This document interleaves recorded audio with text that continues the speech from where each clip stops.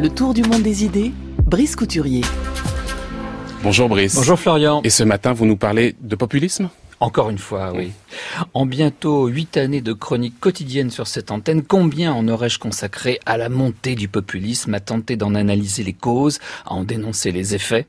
J'ai été le premier en France à vous parler des essayistes tels que Jan Werner Müller, Yascha Mounk ou David Goodhart, qui ont eux-mêmes posé les termes du problème avec une longueur d'avance. C'est la vocation même de cette radio, de ne pas répéter ce que tout le monde croit savoir, ou de suivre les ornières toutes tracées, mais de pressentir l'émergence de nouvelles questions, de voir se destiner de nouveaux clivages. Alors, ai-je fatigué les auditeurs par mes mises en garde ? C'est à eux de le dire, mais force est de constater que les contestations radicales de la démocratie libérale, qui ne constituaient qu'un phénomène exotique, éclos dans les périphéries de l'ère culturelle occidentale, comme le Venezuela ou la Turquie, ou dans des pays ne possédant pas de fortes traditions démocratiques, comme la Hongrie ou la Pologne, ont récemment atteint des démocraties parlementaires historiques, réputées pour le sens de la mesure et du compromis, comme la Grande-Bretagne du Brexit ou les États-Unis de Donald Trump. C'est donc en son cœur que la démocratie parlementaire et représentative est désormais atteinte.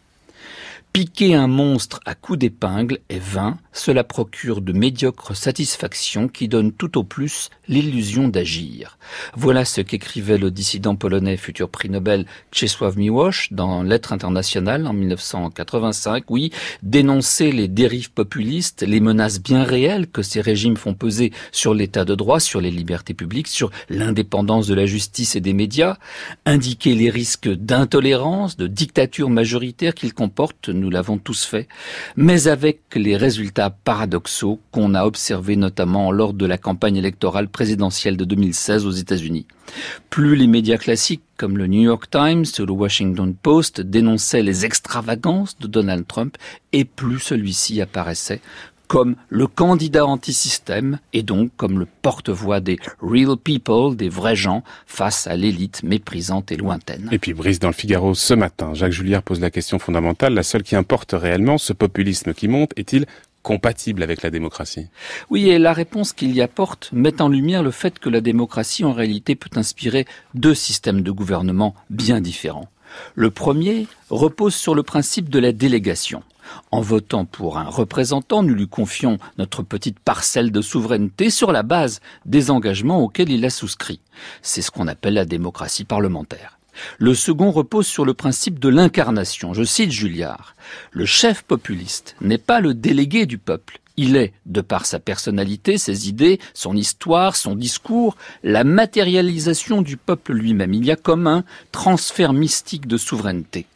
La démocratie représentative met en valeur la diversité du peuple, elle protège les droits des minorités.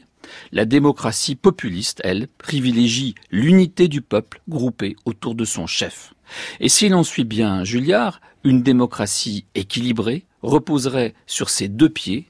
Après tout, De Gaulle et Churchill pourraient parfaitement être qualifiés aujourd'hui de populistes. Ont-ils été pour autant de mauvais démocrates? Eh bien, c'est exactement ce qu'écrit dans son dernier livre un défenseur fort pertinent du populisme, le Québécois Mathieu Bock-Côté. Dans cet essai qui s'appelle L'Empire du politiquement correct, qui vient de paraître aux éditions du Cerf, Bock-Côté écrit qu'il soutient les populistes, il soutient que les populistes ne sont pas les ennemis de la démocratie, mais bien au contraire, ces véritables sauveteurs.